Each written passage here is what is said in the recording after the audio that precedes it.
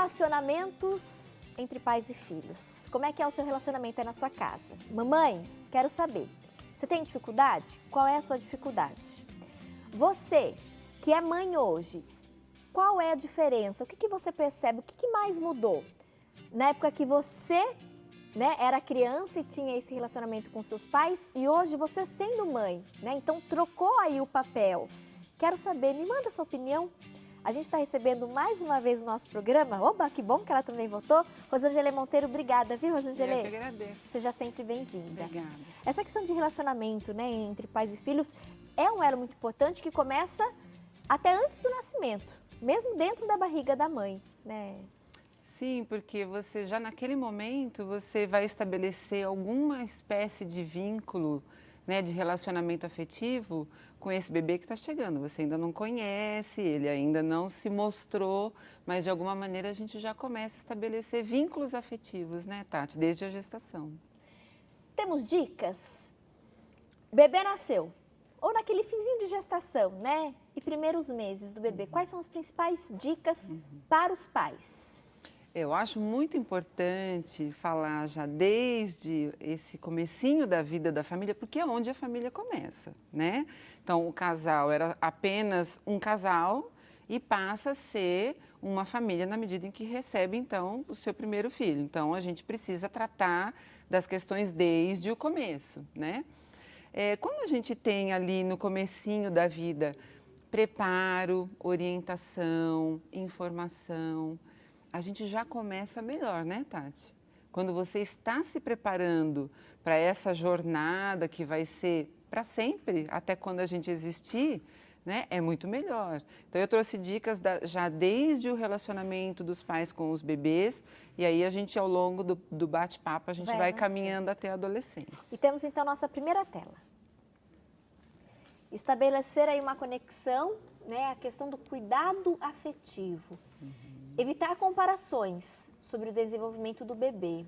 Seu filho é único e, infelizmente, é muito comum as comparações, que se arrastam, na maioria das vezes, até depois, na vida adulta. O ser humano tem mania de fazer comparação, Rosângela? Sim. Informação, buscar conhecimento, grupos de pais, orientação profissional, isso também ajuda muito.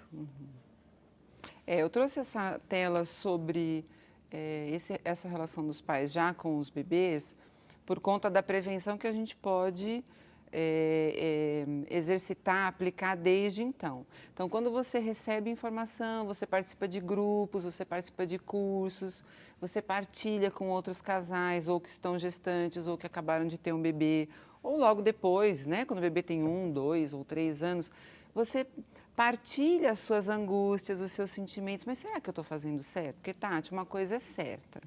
Insegurança é um sentimento que permeia essa relação de pais e filhos sempre, em qualquer fase da vida dos filhos, Os pais sempre estão se perguntando, vira e mexe, será que eu estou fazendo a coisa certa? Será que é isso mesmo que eu tinha que ter feito? Eu tinha que ter dado aquele limite? Eu tinha que ter deixado passar? Então, quando você partilha, ouve outros pais, conversa, recebe informação, participa de cursos, você vai reciclando e você vai vendo, olha, isso aqui realmente não foi legal, eu poderia ter feito de outro jeito. Então, eu acho muito importante a gente trazer aqui num espaço que é público, essa informação. Comecem a cuidar dessa relação com os filhos desde onde ela começa, desde a gestação. Quando você vai para um grupo, você tem ali normalmente um profissional que está com orientações técnicas, Mas, sobretudo, quando você ouve um outro pai, as angústias que ele tem, os medos que ele tem, a gente se sente parte, A gente não se sente sozinho, a gente se sente acolhido. De certa forma, até se acalma um pouco também, Sim, com certeza, porque aí você ouvindo que um outro pai tem a mesma questão que você se sente parte da coletividade. Você não se sente, eu sou o único fazendo alguma coisa que eu acho que possa estar errada. Olha, ele também se equivocou, ele também teve medo. Então, acho que essa é uma questão bastante importante. Não comparar, porque quando a gente compara, Tati, a gente não estabelece uma relação com aquele ser que está diante da gente. né? Você concorda? Quando a gente começa a comparar, mas o priminho começou a andar antes, o priminho começou a escrever antes, o priminho começou a Falar falar, antes. né? Você deixou de olhar para o seu filho, né? Porque cada um tem um ritmo de desenvolvimento diferente. Então, quando você coloca o seu filho em comparação com o outro, isso desde bebê, principalmente nas questões do desenvolvimento, você deixou de olhar para ele. E aí você tem mais dificuldade de se conectar a ele, você tem mais dificuldade de se vincular a ele. Então, a grande dica hoje aqui é: olhe para o seu filho, contemple quem ele é. Muitos pais se manifestaram, falando especialmente dos adolescentes, e daqui a pouco nós vamos chegar, né, nessa fase da adolescência. Mas saindo então, né, dos primeiros meses, entrando ali de 3 a 8, 10 anos de idade. Quais são as dicas também? Então, aí é uma fase bastante diferente, né, Tati? Porque quando a gente está com um bebê em casa, o grande desafio dos pais é ler esse bebê, entender esse bebê. Decifrar, né? O que ele está querendo. Perfeito. Porque ele não fala, então a gente precisa entender esse bebê, decifrá-lo, né? Quando ele já está numa fase maiorzinha, né, que ele estão 3 anos, que ele já se comunica normalmente muito bem já, você tem então mais condição de estabelecer uma comunicação diferente com ele. O diálogo é outro, né, do que você tem com o bebê. Então, a criança nessa fase, ela está muito mais pronta para mostrar as suas características. Então, a livre expressão da criança é algo muito importante nessa fase. Então, às vezes, os pais nessa fase estão dizendo muito não. Não, não pode, não, não faz, não. E a criança se relaciona com esses pais só pelo não que eles dão. Então, é claro que a gente vai proporcionar um ambiente, né, seguro, um ambiente afetivo também seguro, mas se você só colocar o não como forma de comunicação, a gente começa a ter mais dificuldades. Então, a gente vai vendo que conforme você tem mais disponibilidade de observar o seu filho, quem é ele, como ele faz as coisas, do que ele gosta. É isso que eu estou chamando de livre expressão. Você tem mais condição de ter dicas, inclusive, pelo comportamento dele, de como lidar com ele. Então, é uma outra fase da vida. Temos a tela também, né? Vamos mostrar, olhem só. Permitir, né, essa livre expressão que nós comentamos agora, se colocar no papel de orientador, de tutor, e o acolhimento. Avançando um pouquinho, adolescentes. Sim, só queria voltar no tutor. Pois não. Porque acho que essa é uma pré-condição para a fase da adolescência, né? O que a gente está vendo, Tati? Né? Eu fiz questão de trazer essa linha do tempo. Quando a gente é bebê, a função dos pais tem a ver com uma demanda, quando eles são crianças nessa faixa de 3 a 10 anos. Depois, com a pré-adolescência e adolescência, isso tudo vai mudando muito. A demanda que eles pedem para a gente é muito diferente. Então, o que é a nossa maior referência como pais? Que a gente incorpore esse lugar de tutores, de orientadores, que nós sempre seremos na vida dessas crianças, né? Por que isso é importante dizer? Porque a gente vai invertendo a ordem. Aí lá na adolescência, a gente acaba colhendo os frutos daquilo que a gente fez nessas 2 fases anteriores. Então, e às vezes fica mais difícil, Tati, porque a gente não conseguiu ser esse tutor, esse orientador, né? Então, quando a gente fala de limites, que é tão forte ali na adolescência, nós estamos falando de ser esse orientador na vida da criança. A gente precisa limitar e dizer, olha, meu filho, aqui é perigoso, vamos por aqui, tenta por aqui, né? Acho que incorporar esse papel de ser esse orientador, limitador, nesse sentido, né? Então, quando chega na adolescência, normalmente a gente encontra as dificuldades das questões que a gente não conseguiu dar conta antes. E tudo bem, porque nós não somos perfeitos.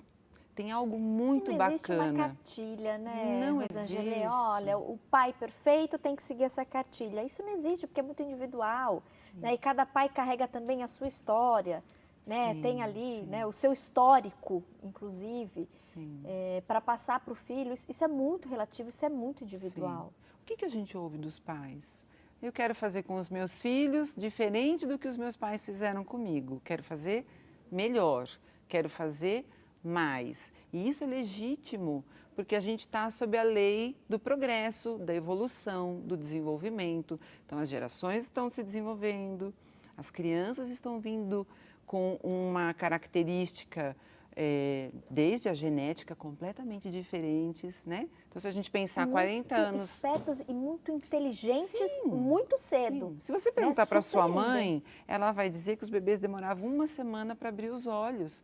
Hoje, no ultrassom, eles, né, quase dão um oizinho para a gente. Então, olha como eles estão diferentes. É uma evolução incrível. E isso pede da gente, como pais, uma evolução também. Ou seja, tem várias mães se manifestando pelo Face e também pelo Instagram, comentando essa questão, o filho rebelde, a criança que contesta sempre, a criança que bate boca, na verdade o adolescente que bate boca, que briga. Tem alguma orientação nesse sentido? Então, vamos lá. Você falou que foi importante, na verdade, esse momento antes da adolescência, né? Essa relação, como foi construída essa relação antes da adolescência, essa questão do tutor, do orientador. Mas por exemplo, para esses pais, que os filhos já estão maiores, né? Já crescidos, e muito se manifestando. Tati, meu filho é muito rebelde. Tati, tudo ele contesta. Uma do Facebook também falou assim, que ele é muito desobediente e que briga. E tem alguma sugestão até para, de repente, primeiro apaziguar, né? E depois a mãe conseguir seguir esse caminho de orientação?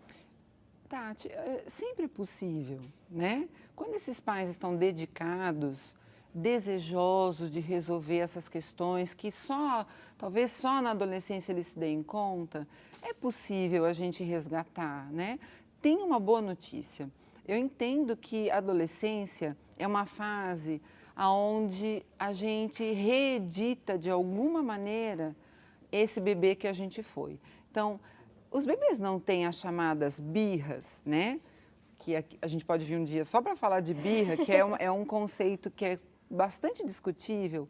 Você pode reparar, os adolescentes, guardadas as proporções da fase em que eles estão, eles também fazem a birra, que é a rebeldia, que é o que os pais chamam de rebeldia. Confere, né? Bebês birrentos, adolescentes se rebelando, é um comportamento muito parecido. Isso quer dizer o quê? Que a gente também, como pais, pode reeditar de alguma maneira aquele cuidado, aquela relação que por algum motivo ou por vários motivos a gente não deu conta de fazer lá atrás. Como fazer isso, Rosângela? Quais são as estratégias? Eu acho que a primeira questão, de novo, é olhar para esse adolescente como ele é. Porque a gente, às vezes, ele cresceu e ele continua sendo comparado. Os pais não estão conseguindo olhar para essa criança. Às vezes tem mais filhos, tem 2, 3 filhos na família. Ai, com um é uma beleza, é tranquila, ela é boazinha ou ele é bonzinho. Mas com este aqui, sempre tem uma fala assim, né? O filho que dá mais trabalho é o filho que a gente mais precisa dedicar atenção, cuidado, pôr no colo de novo. Eu sei que eles não gostam muito mais de colo, eles não querem o beijo na porta da escola, né? Eles querem uma certa distância. Às vezes chega em casa e já vai direto para o quarto. Sabe por que isso acontece, Tati? Porque eles estão legitimando a personalidade deles. Ou seja, olha, isso é normal, faz parte do desenvolvimento. Olha, eu já não preciso tanto de você, eu já não preciso tanto desse cuidado, eu já não preciso tanto desse beijo, desse, né? Olha, eu vou seguindo já sozinho, eu já consigo dar conta de algumas coisas sozinho. E é verdade, só que de algumas coisas ele dá conta, de outras ainda não. E esse é o hiato que acontece entre pais e filhos e é onde acontecem as questões. Diálogo. Às vezes esse pai vai buscar esse diálogo, às vezes esse pai tem um extremo uma extrema dificuldade também de dialogar, porque não é fácil, né? Às vezes esse adolescente vai bater a porta, vai gritar, vai xingar, porque infelizmente a gente vê isso, né? E esse pai e essa mãe, eles não sabem como lidar com isso. Gente, é tentar de novo e tentar de novo e tentar de novo até abrir um canal de comunicação, de diálogo. Viu uma frestinha? Aproveita. De afeto, Tati. Afeto. Tem muitas formas da gente demonstrar afeto, né?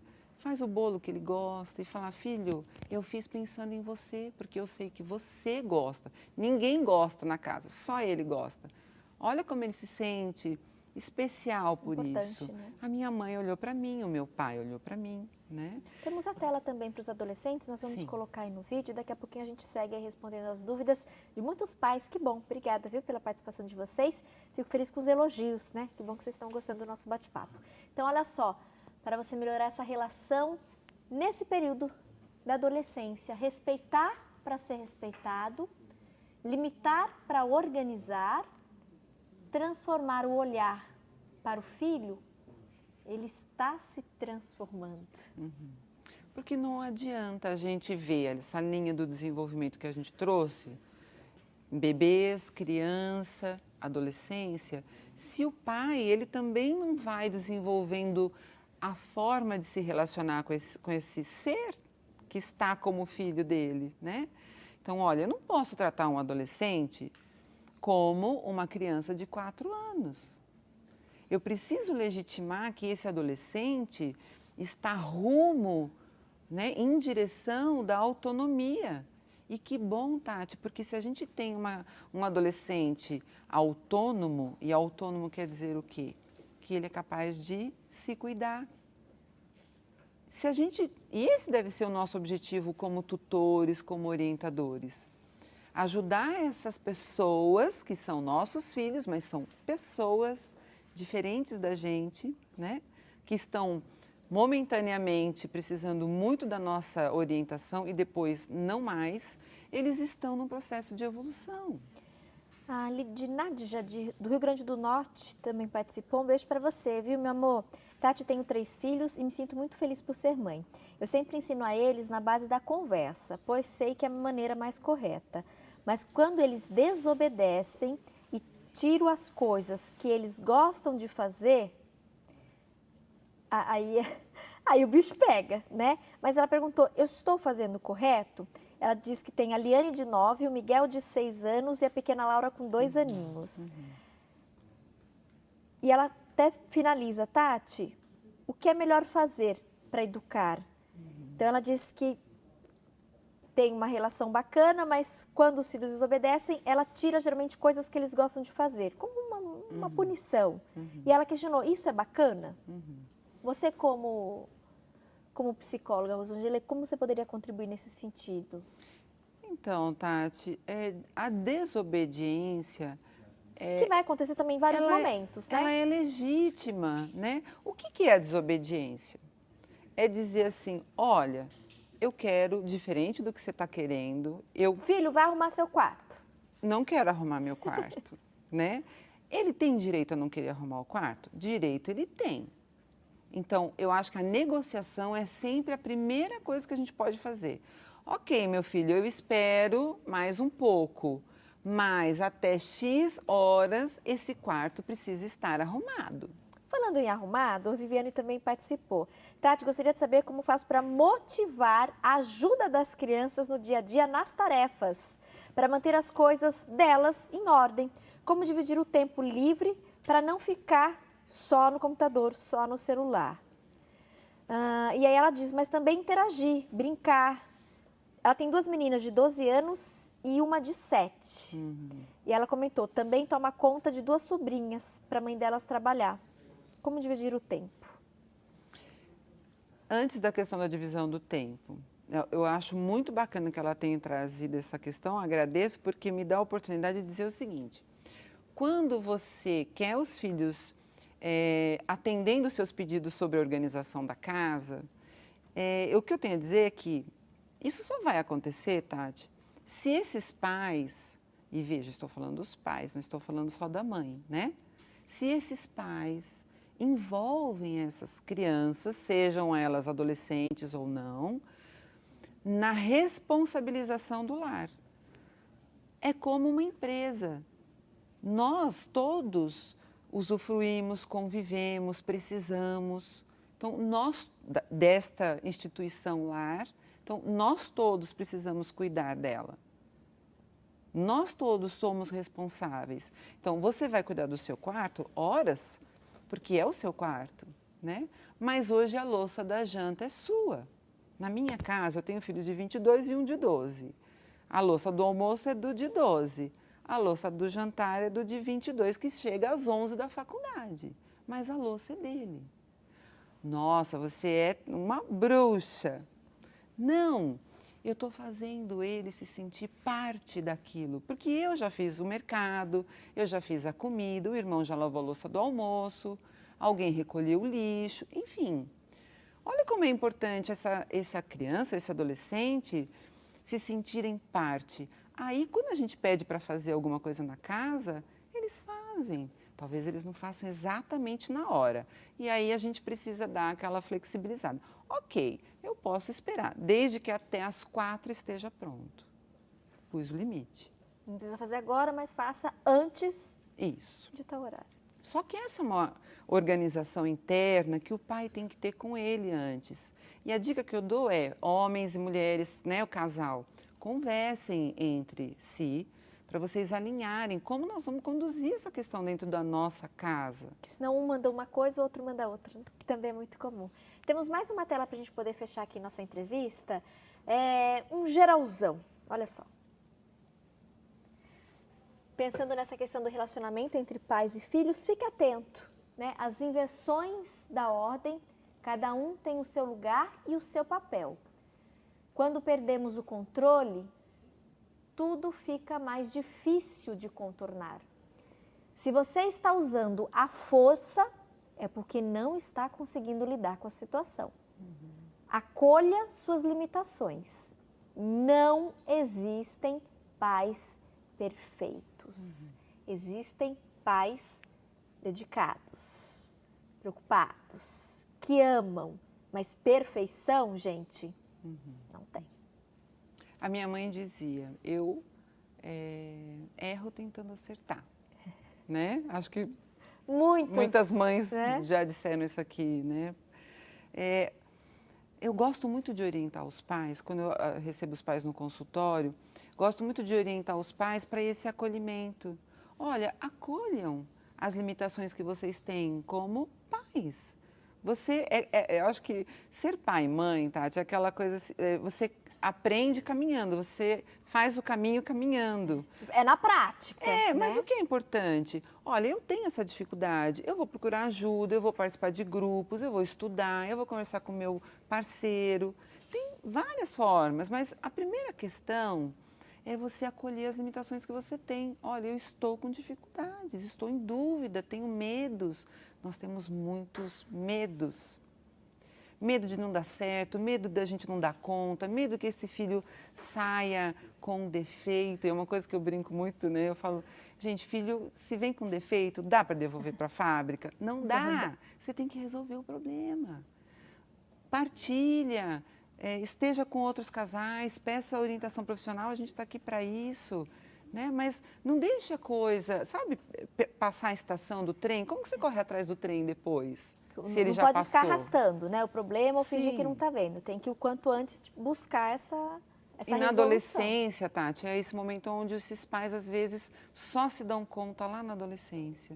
Porque na adolescência a gente tem aqueles picos, né? Às vezes de explosão do adolescente. E a gente fica muito assustado, porque eles crescem, né? Ficam lá maiores que a gente. Tão rápido, né, Rosângela? Muito rápido. Nossa, eu vejo pelas minhas sobrinhas. Gente, nesse domingo agora, minha piquitucha lá vai completar 2 anos de vida. Parece outro dia que minha irmã estava de barrigão. Né? A nossa colaboradora, Patrícia Penteado, que daqui a pouquinho tem recadinho para vocês. Parece que outro dia ela estava aqui também com barrigão. Hoje ela trouxe a Serena. Conheci a Serena. Quase 5 meses. Como? Cabeluda. Mas como assim, Linda. né? É tudo muito rápido. Então, realmente, eu acho que vale muito esse seu alerta, né? Não deixar passar, porque depois o trem não volta. Sim, a gente consegue fazer alguma coisa. Claro, eu sou uma otimista dessa potência do ser humano, porque trabalho com isso. Sempre dá para a gente fazer alguma coisa, né? Mas se a gente puder orientar no preventivo, melhor. Obrigada, Rosângela. Sempre uma agradeço. delícia conversar com você. Espero que a gente possa ter aí, né, de uma certa forma também, confortado um pouquinho aqueles pais que estão mais ansiosos, passando por situações turbulentas em casa. E logo a gente volta a falar sobre essa questão de comportamento no Mulher.com. Obrigada, Eu que meu amor. agradeço. Todos os contatos da nossa convidada estão sendo divulgados. Quem quiser falar direto com a Rosângela, nossa aí psicóloga parceira, Ninho Materno, no Facebook e no Instagram. Tem perfil nas redes sociais e o telefone também está sendo divulgado. Obrigada pela contribuição. Eu que agradeço.